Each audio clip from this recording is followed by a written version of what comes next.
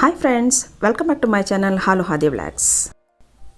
ಬನ್ನಿ ಫ್ರೆಂಡ್ಸ್, ಈಗ ನೋಡ್ತಾ ಇದ್ದೀರಲ್ಲ ನೀವು ಈ ಕೆಂಪು ಚಟ್ನಿನ ಎಷ್ಟು ಈಸಿಯಾಗಿ ತುಂಬ ಕಡಿಮೆ ಇಂಗ್ರೀಡಿಯೆಂಟ್ಸ್ನ ಯೂಸ್ ಮಾಡಿಕೊಂಡು ತುಂಬ ರುಚಿಯಾಗಿರುವಂತಹ ಈ ಕೆಂಪು ಚಟ್ನಿಯನ್ನು ಹೇಗೆ ಮಾಡ್ಬೋದಂತ ಈಗ ನೋಡ್ಕೊಂಬರೋಣ.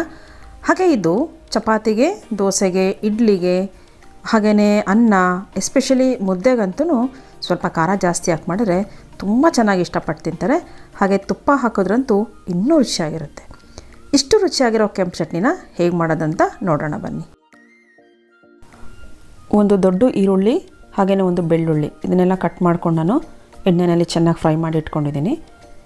ಹಾಗೆ ಒಂದು 10ರಿಂದ 12 ಬ್ಯಾಡಗಿ ಮೆಣಸಿನಕಾಯಿ. ಖಾರ ಏನಾದರೂ ಜಾಸ್ತಿ ಬೇಕು ಅಂದರೆ ಇದ್ರ ಜೊತೆಯಲ್ಲಿ ಖಾರದ ಮೆಣಸಿನಕಾಯಿ ಕೂಡ ನೀವು ಯೂಸ್ ಮಾಡ್ಕೋಬೋದು. ಹಸಿ ಕರಿಬೇವು ಒಗ್ಗರಣೆಗೆ ಟೇಸ್ಟಿಗೆ ಉಪ್ಪು ಎಷ್ಟು ಬೇಕೋ ಹಾಕ್ಕೊಳ್ಳಿ. ಹಾಗೆ ನೆಕ್ಸ್ಟು 1 ಟೇಬಲ್ ಸ್ಪೂನಷ್ಟು ಜೀರಿಗೆನ ಫ್ರೈ ಮಾಡಿ ಇಟ್ಕೊಂಡಿದ್ದೀನಿ ನಾನು.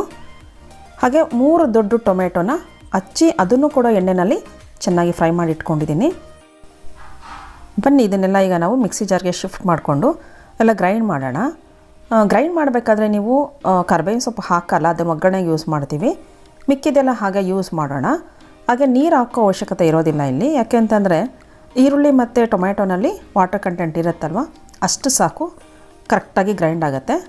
ಜೀರಿಗೆ ಪುಡಿ ಹಾಗೆಯೇ ಸ್ವಲ್ಪ ಸಾಲ್ಟನ್ನ ಮಾತ್ರ ಹಾಕ್ಕೊಂಡು ಇದ್ರ ಜೊತೆಯಲ್ಲಿ ಈಗ ನುಣ್ಣಗೆ ರುಬ್ಕೊಳ್ಳೋಣ. ಸ್ವಲ್ಪ ಹಾಕ್ಕೊಳ್ಳಿ ಉಪ್ಪು, ಒಂದೇ ಸರಿ ಜಾಸ್ತಿ ಹಾಕೋದು ಬೇಡ. ಟೇಸ್ಟ್ ನೋಡಿಕೊಂಡು ನೆಕ್ಸ್ಟ್ ಬೇಕಂದರೆ ನೀವು ಸೇರಿಸ್ಕೋಬೋದು. ಬನ್ನಿ ಈಗ ಚಟ್ನಿನ ನುಣ್ಣಗೆ ನೀರು ಹಾಕ್ತಲೇ ರುಬ್ಬೋಣ. ಸಖತ್ತಾಗಿದೆ, ಕಲರ್ ಇದೆ, ಶೈನಿಂಗ್ ನೋಡಿ ಎಷ್ಟು ಚೆನ್ನಾಗಿದೆ. ಶೈನಿಂಗ್ ಯಾಕಿದೆ ಅಂತಂದರೆ ನಾವು ಯೂಸ್ ಮಾಡಿದ್ದೀವಲ್ಲ ಐಟಮ್ಸ್ ಎಲ್ಲ ಎಣ್ಣೆನಲ್ಲಿ ಫ್ರೈ ಮಾಡಿದ್ವಲ್ಲ, ಅದಕ್ಕೆ ಇಷ್ಟು ಶೈನಿಂಗ್ ಬಂದಿರುತ್ತೆ ಚಟ್ನಿ. ಹಸಿ ಚಟ್ನಿ ಕೂಡ ಯೂಸ್ ಮಾಡ್ಕೋಬೋದು, ಸಖತ್ತಾಗಿರುತ್ತೆ. ಓಕೆ, ಒಗ್ಗರಣೆ ಹಾಕ್ಕೊಳ್ಳೋಣ. ಎಣ್ಣೆ, ಸಾಸಿವೆ ಹಾಗೆ ಕರಿಬೇವಿನ ಸೊಪ್ಪು. ನಿಮಗೆ ಯಾವ ಅಮೌಂಟಲ್ಲಿ ಬೇಕೋ ಆ ಅಮೌಂಟಲ್ಲಿ ಯೂಸ್ ಮಾಡ್ಕೋಬೋದು. ಕಡಿಮೆ ಬೇಕಾದರೆ ಕಡಿಮೆ, ಜಾಸ್ತಿ ಹಾಕ್ಕೋಬೇಕಾದ್ರೆ ಜಾಸ್ತಿ. ತುಪ್ಪದಲ್ಲಿ ಕೂಡ ಒಗ್ಗರಣೆ ಹಾಕ್ಬೋದು. ಈಗ ರುಬ್ಬಿರೋಂತಹ ಮಸಾಲೆನ ಇದಕ್ಕೆ ಚೆನ್ನಾಗಿ ಮಿಕ್ಸ್ ಮಾಡ್ಕೊಳ್ಳಿ. ಜಾಸ್ತಿ ಹೊತ್ತು ಇದನ್ನು ಫ್ರೈ ಮಾಡೋ ಅವಶ್ಯಕತೆ ಇಲ್ಲ. ನಿಮಗೆ ಗೊತ್ತಿದೆ, ಇದು ಆಲ್ರೆಡಿ ನಾವು ಫ್ರೈ ಮಾಡಿರೋ ಐಟಮ್ಸ್ನ ನಾವಿಲ್ಲಿ ಗ್ರೈಂಡ್ ಮಾಡಿದ್ರಿಂದ ಏನು ಜಾಸ್ತಿ ಫ್ರೈ ಮಾಡಬೇಡಿ. ಜಸ್ಟ್ ಅದು ಆಯಿಲ್ ಜೊತೆ ಚೆನ್ನಾಗಿ ಮಿಕ್ಸ್ ಆಗಲಿ.